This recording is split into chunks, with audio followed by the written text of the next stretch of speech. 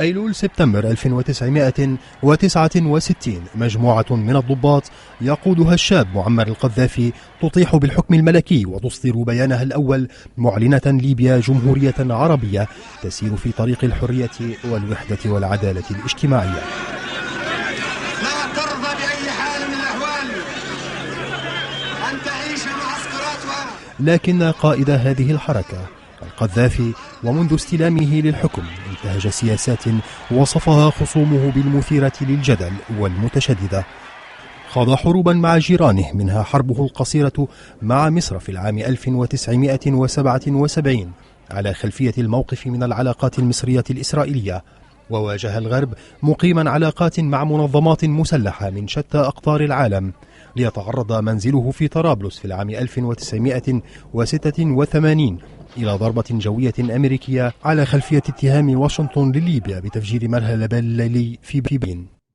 وفي العام 1992 فرض مجلس الأمن عقوبات على ليبيا بعد اتهامها بالضلوع في تفجير طائرة بنام الأمريكية فوق الأراضي الاسكتلندية، وقد اعترفت ليبيا فيما بعد بمسؤوليتها المدنية عن التفجير ودفعت تعويضات إلى أسر الضحايا.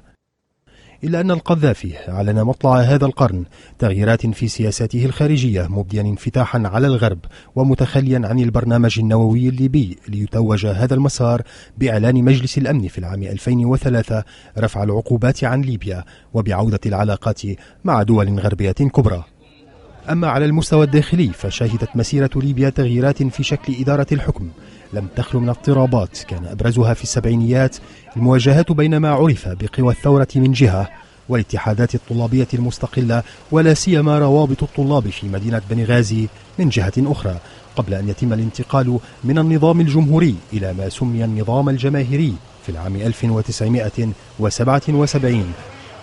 شهدت ليبيا عدة خضات داخلية، كان آخرها أحداث سجن بوسليم في العام 1996 حينما قتل مئات السجناء بالرصاص، وكذلك إطلاق النار على متظاهرين قرب القنصلية الإيطالية في بنغازي قبل 5 سنوات.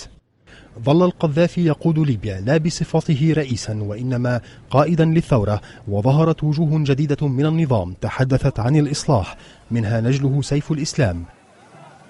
إلا أن الخطوات الإصلاحية التي أعلنها القذافي في أكثر من محطة، وحديث بعض المنظمات الحقوقية العالمية مثل هيومن رايتس ووتش عن تقدم محدود في مجال حقوق الإنسان وحرية الصحافة في ليبيا في السنوات الأخيرة، سرعان ما قال معارضون إنه لا يعول عليها، مع الاستمرار في التضييق على الصحافة والإعلام وغياب دستور في البلاد. وائل الحجار، BBC.